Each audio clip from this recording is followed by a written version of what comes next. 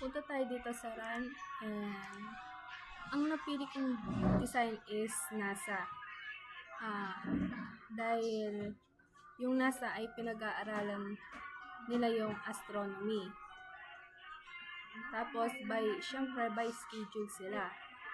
So, para mag-run yung ating coding is, kabit natin yung course name ng BSIT.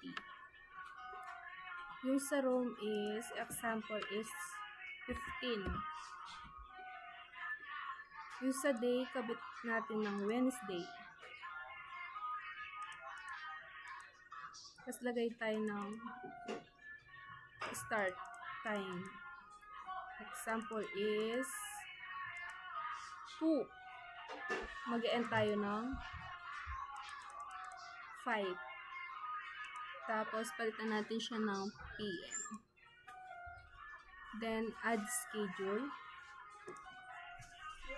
So ito na yung current schedule. BSIT, room 15, day Wednesday, 2 o'clock AM to 5 PM. Tapos, ipiprint natin yung file. Lagay natin pangalan is Alexa. Then, save. Makikita natin siya sa documents.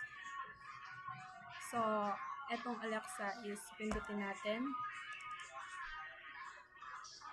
Then, notepad.